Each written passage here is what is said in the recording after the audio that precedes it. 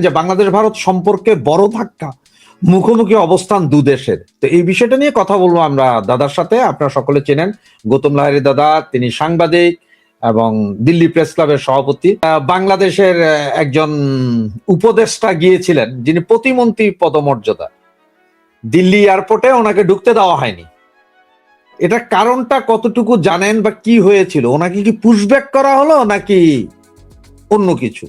উনি এখানকার Indian ocean রিম association তার একটা কর্মকর্তাদের বৈঠকে তিনি আমন্ত্রিত ছিলেন।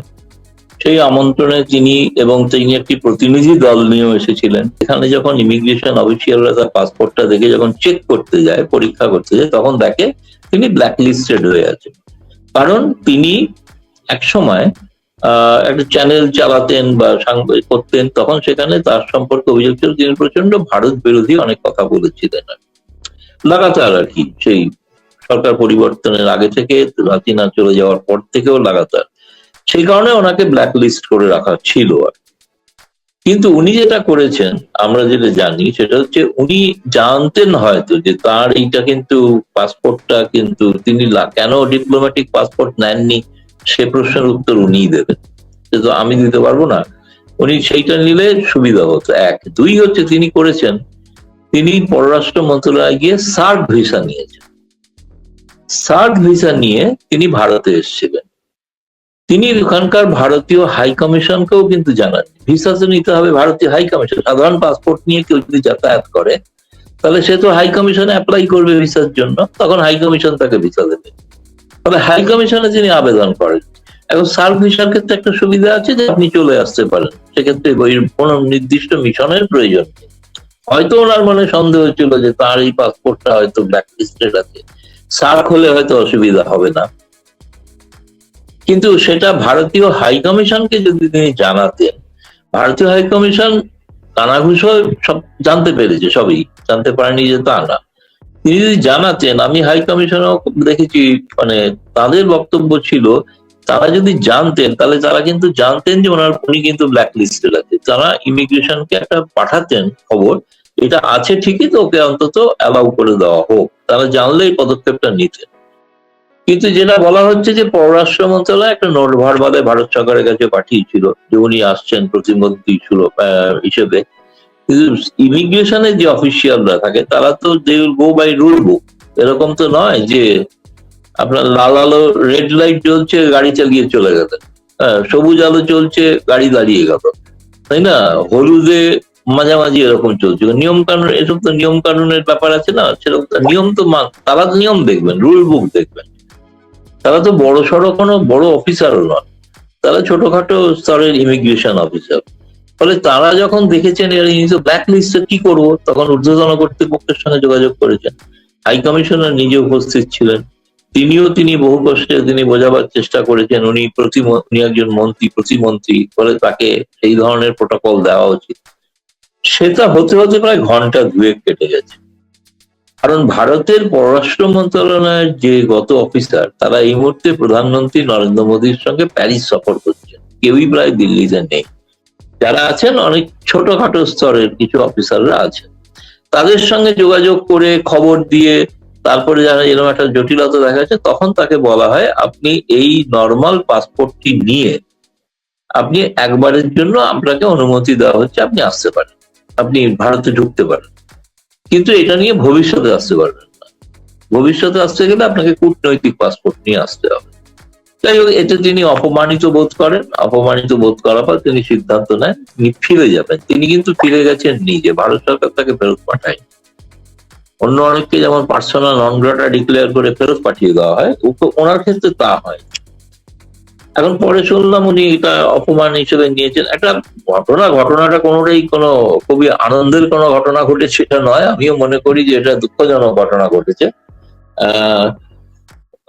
হয়তো অপেক্ষা করলে ভালোই হতো, খারাপ হতো না। কিন্তু এখন দেখা যাচ্ছে এখন যেটা হয়েছে, যখন এর ফলে আমার মনে হয় না যে এইটাকে একটা বিরাট ইস্যু বা হাতিয়ার করে ভারত বাংলাদেশের সম্পর্কে কোনো বাধা তৈরি হবে। আমার এটা জটিলতা থাকবে এক ধরনের।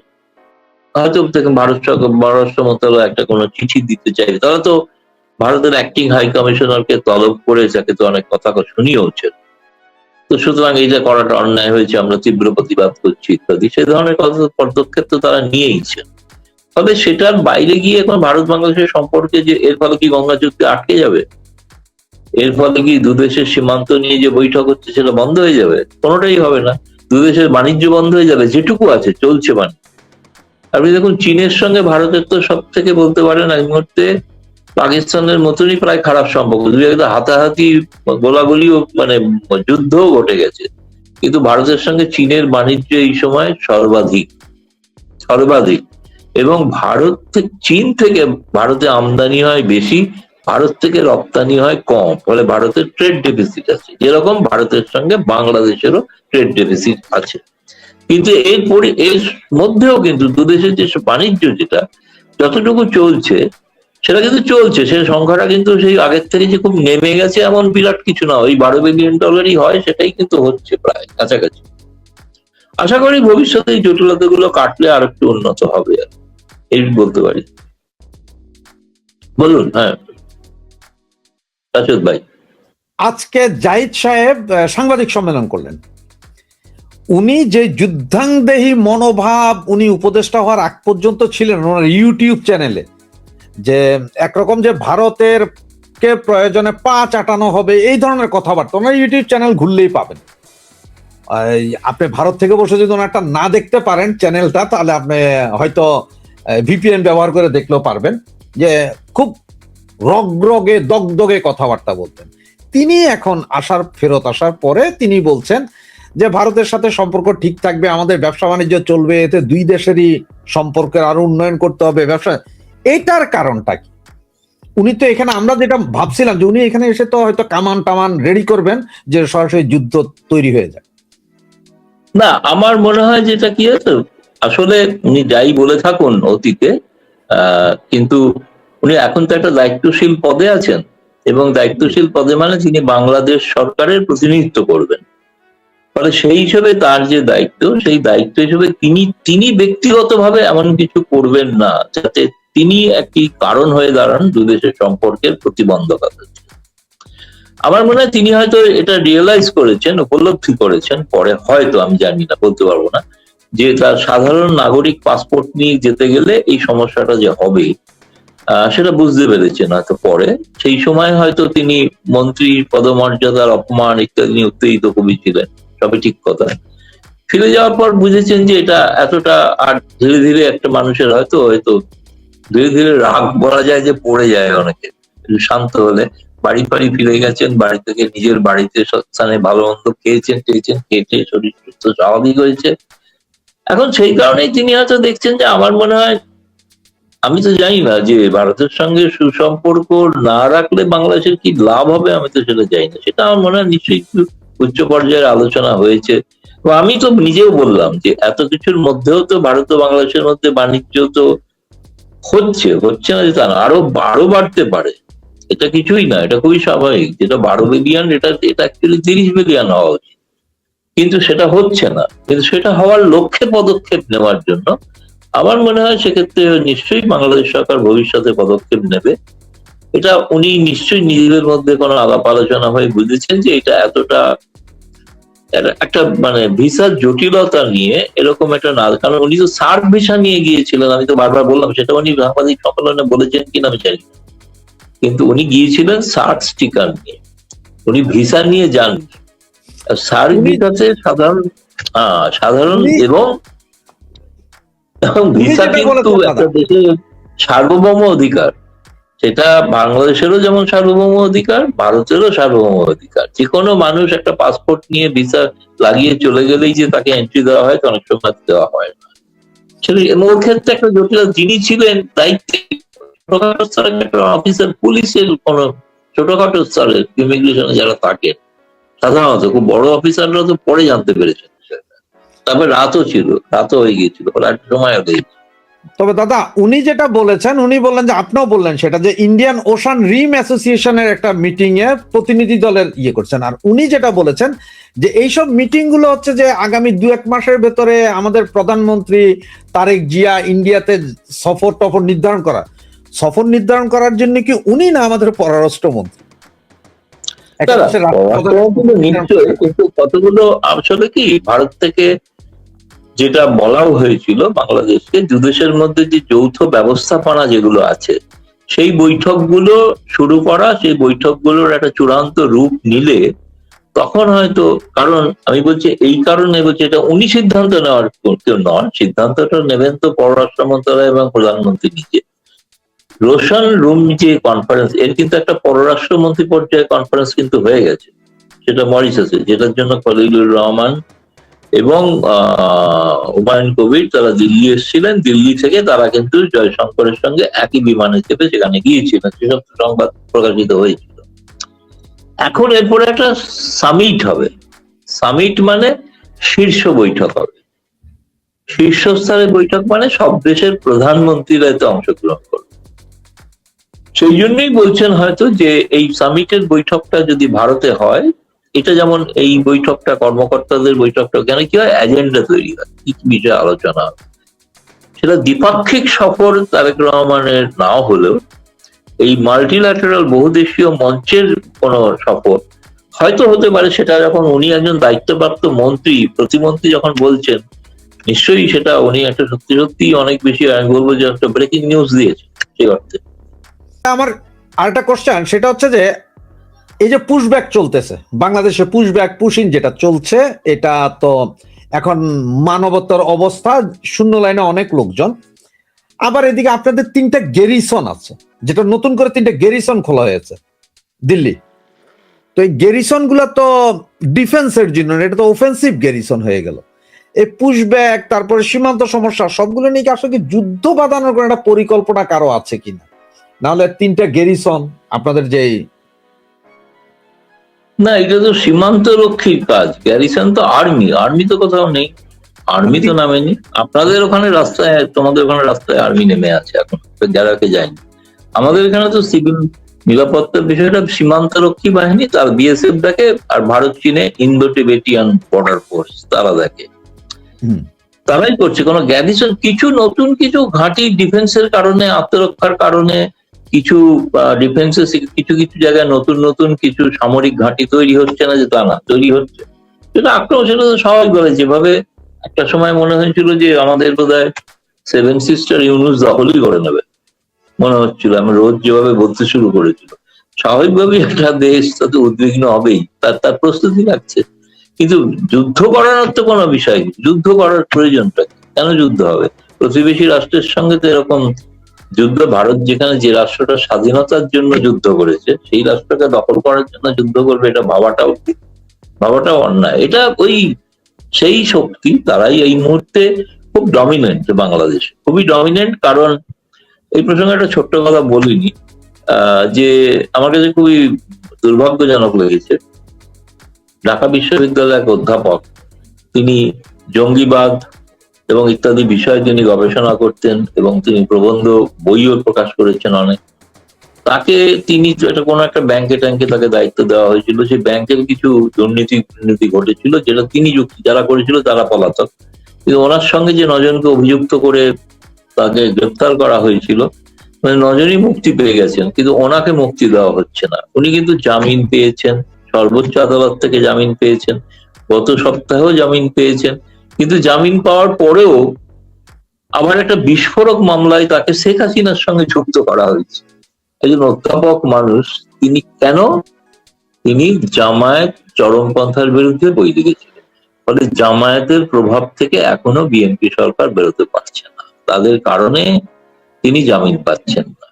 এবং একজন শিক্ষিত মানুষ, খুবই শ্রদ্ধেয় মানুষ, তার দেখার যদি আপত্তি থাকে তাহলে তার পাল্টা তার প্রতিবাদ করতে পারে, কেন করবেন না? তারা পাল্টা প্রতিবাদ বলুন যে উনি অসত্য কথা লিখেছেন, তাই বলে তাকে গ্রেপ্তার করে জেলে রেখে দিতে হবে, জামিন দেওয়া হবে না, এবং একটা ভুলভাল মামলায় তাকে আটকে রাখা হচ্ছে।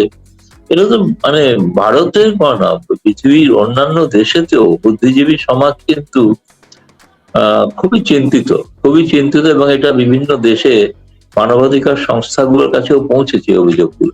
এটা বাংলাদেশের পক্ষে, বাংলাদেশের গণতন্ত্রের পক্ষে খুব খারাপ ছবি, ভাবমূর্তি খারাপ হচ্ছে, এটুকুই বলতে পারি। দাদা, এই যে আপনার বেগম খালেদা জিয়া যখন মৃত্যুবরণ করেন, তখন ভারত সরকার একজন প্রভাবশালী মন্ত্রী শোক প্রস্তাব নিয়ে এসেছিলেন। ভারত সরাসরি আপনার তারেক রহমানকে প্রধানমন্ত্রী হওয়ার পরে আমন্ত্রণ জানিয়েছিলেন। এই পর্যন্ত এখন প্রায় 4 মাস 6 মাস, আপনার কি মনে হয় যে ভারতের মোহভঙ্গ হওয়া শুরু হয়েছে বিএনপির উপর থেকে? মোহভঙ্গ কথাটা কঠিন কথা হয়ে যাবে, তবে আমি বলবো যে কিছু নিশ্চিত হতাশা দেখা দিচ্ছে। হতাশা, কারণ ভারত সরকার, তুমি যদি দেখো, ভারত সরকার তোমাদের ওখানে লাগাতার 5,000 থেকে বাড়িয়ে ডিজেল সাপ্লাই চলছে, বিদ্যুৎ যাচ্ছে, যাই দিয়ে সেখানে বসে তারা ভারত বিরোধী প্রচার করছে। ভারতের বিদ্যুৎ নিয়ে, তাই না? রূপপুর পাওয়ারপুর বিদ্যুৎ কেন্দ্র চালু হচ্ছে, মেট্রো রেল চলছে, মেট্রো রেলের সম্প্রসারণের ব্যাপারে ভারতের কারিগরি সহায়তা থাকার কথা আছে, ইত্যাদি ইত্যাদি। এই বিষয়গুলো তো কোনো ভারত তো পিছিয়ে আসে। ভারত তো প্রস্তাব দিয়েছে সমস্ত যৌথ ওয়ার্কিং গ্রুপ গুলোর বৈঠক ডাকা হোক, কিন্তু বাংলাদেশ তো একমাত্র গঙ্গা পানি চুক্তির খালি একটা কারিগরি কমিটির বৈঠক ছাড়া এখন আর বিজেপি বিএসএফ একটা বৈঠক হয়েছে, এছাড়া তো আর কিছু হয়নি। কিন্তু আমার মনে হয় বৈঠকটার পর পুশব্যাক পুশিনের ব্যাপারটা একটু স্তীমিত হয়েছে, পুরোটা বন্ধ হয়েছে বলবো না, একটু স্তীমিত হয়েছে। এই কারণে গতকালই আমি দেখলাম যে বিএসএফ বেশ কিছুকে যাদের পাঠিয়েছিল, পুশব্যাক করেছিল, তাদেরকে আবার ফেরতও নিয়েছে। এটাও ঘটনা ঘটেছে, একটা দেখলাম আর কি। আমার মনে হয় বিষয়টা আলোচনার পর এখন ঠিক হয়েছে যে সেক্টর কমান্ডার লেভেলে একটা আলোচনা করে কোন একটা মেকানিজম, ব্যবস্থাপনা তৈরি করা, যাতে এই সমস্যাটা সমাধান করা যায়। দাদা, আমার সর্বশেষ যে প্রশ্ন সেটা হচ্ছে যে আপনি নিজে একটা ইন্টারভিউ করেছিলেন জননেত্রী শেখ হাসিনার, এরপরে আরো অনেকগুলো পত্রিকা একের পর এক ইন্টারভিউ ছাপছে, ইন্টারন্যাশনাল মিডিয়া। গত 6 মাস যাবত একটা জিনিস লক্ষ্য করছি যে বিভিন্ন মিডিয়া, আপনার সাংবাদিকরা হঠাৎ করে কেন জানি মনে হয় শেখ হাসিনার ইন্টারভিউ ছাপা নিয়ে প্রতিযোগিতা। এটার কারণটা কি? এবং আপনাদের এই পত্রিকাতে ছাপার কারণে বাংলাদেশও আওয়ামী লীগ উৎফুল্ল হয়ে উঠছে, মিছিল মিটিং ওদের বেড়ে গেছে সব জায়গায়। না, এটার একটা বড় কারণ হচ্ছে যে সাংবাদিকরা তো সবসময় খবরের পেছনে ছোটে, স্বাভাবিক। এটা উনি যখন প্রথম ইন্টারভিউ দিয়েছিলেন, সে প্রথম ইন্টারভিউটাও আমি নিয়েছিলাম, সেটাতে ছিলেন ইউনূস সময়। তারেক রহমান ক্ষমতায় আসার পর কি ভাবছেন তারা, কি ভাবছেন তিনি, কি করে পার্টি চাঙ্গা করবেন ইত্যাদি বিষয়ে স্বাভাবিক কৌতূহল, যে এই সময় তারেক রহমান সরকার তো 100 দিন পেরিয়ে গেল, ফলে এর পরে আওয়ামী লীগ কি ভাবছে, তাদের রণনীতি কি, সেই কারণে। আর সাংবাদিকদের যেটা হয়ে থাকে, কেউ একজন, আমি ইন্টারভিউ নিলাম, সঙ্গে সঙ্গে আর একজন হচ্ছে চেষ্টা করে সেই ইন্টারভিউ নেবার, এবং তিনি হয়তো রাজনৈতিক ভাবে একটা সিদ্ধান্ত নিয়েছেন যে এই তারেক রহমান সরকার আসার পর একটা তার মূল্যায়ন তিনি হয়তো ভারতীয় মিডিয়ার মাধ্যমে বাংলাদেশের মানুষের কাছে জানাতে চান, যেটা বাংলাদেশের কোনো মিডিয়া তো ছাপতে পারছে না, ছাপানো যাচ্ছে না, সেখানে তারা কেউ ছাপছেও না। কিন্তু সেই কারণে এইটাই কারণ, একমাত্র কারণ। এবং ভবিষ্যতে আবার কিছুদিন পর হয়তো দেখা যাবে যে তিনি হয়তো এবার সামনাসামনি অডিও বা ভিডিওতে সাক্ষাৎকার দিচ্ছেন, সেরকম দিনও আসতে পারে আর কি। এখনো সেটা সিদ্ধান্ত নেননি কিছু, কিন্তু হলে হতে পারে আর কি। এবং সেটার প্রভাব নিশ্চিতভাবে পড়ছে, এবং ওরা রাজনৈতিক ভাবে সিদ্ধান্ত নিয়েছেন যে আওয়ামী লীগ যে কর্মীরা যারা আছেন ওখানে, যে যেখানে আছেন, তাদেরকে তারা বলছেন মানুষের সমস্যা নিয়ে রাস্তায় নামতে। তো সেই কারণেই নামছেন। এখন কিন্তু আগের তুলনায় আমার মনে হয়েছে কিঞ্চিত হলেও বিএনপি কোথাও কোথাও একটু বোধহয় অনুমতিও দিচ্ছে, এই কারণেই যে যাতে জামায়াত ইসলামীর বাড়বাড়ন্তটা না হয়। জামায়াত ইসলামীকে কিছুটা চাপে রাখতে একমাত্র আওয়ামী লীগই হচ্ছে সাহারা। মানে আওয়ামী লীগ যদি নামে, সেক্ষেত্রে জামায়াতের পক্ষে একা কিছু করে ওঠা সম্ভব নয়। সেই কারণে আমার মনে হয় যে এটা বাড়বে, হয়তো আরো আরো আন্দোলন হবে। আর একটা জিনিস আমি শুনছি, সত্য মিথ্যা এখনো কনফার্ম হয়নি, যে আগামী স্থানীয় নির্বাচনে আওয়ামী লীগকে প্রতিদ্বন্দ্বিতা করতে দেওয়া হবে আওয়ামী লীগের নেতারা, কিন্তু আওয়ামী লীগের প্রতীক ছাড়া। সেই সুযোগে আওয়ামী লীগ নেতৃবৃন্দ, তাদের কর্মীরা আবার সংগঠিত হতে পারবেন, মিছিল মিটিং করবেন, অনেক জায়গায় হয়তো বাধাও আসবে, তাহলেও হয়তো করবেন। রাজনৈতিক প্রক্রিয়ায় অংশগ্রহণ করলে এটা একটা প্রথম ধাপ। আশা করি এরপরে একটা তারেক রহমান সরকার সেক্ষেত্রে তাদের শুভেচ্ছা আরো বেশি পাবেন, মানুষের আন্তর্জাতিক শুভেচ্ছাও পাবেন, যদি আওয়ামী লীগকে সেখানে রাজনীতি করতে তিনি অ্যালাউ করেন, অনুমতি দেন। এইটুকুই বলতে পারি। হ্যাঁ, যেমন কমনওয়েলথ তো অলরেডি চিঠি পাঠিয়েছে আওয়ামী লীগের সেক্রেটারির কাছে, যেটা নির্বাচনের সময় পাঠায়নি, কিন্তু এখন পাঠিয়েছে, একটা চিঠি পাঠিয়েছে কমনওয়েলথ।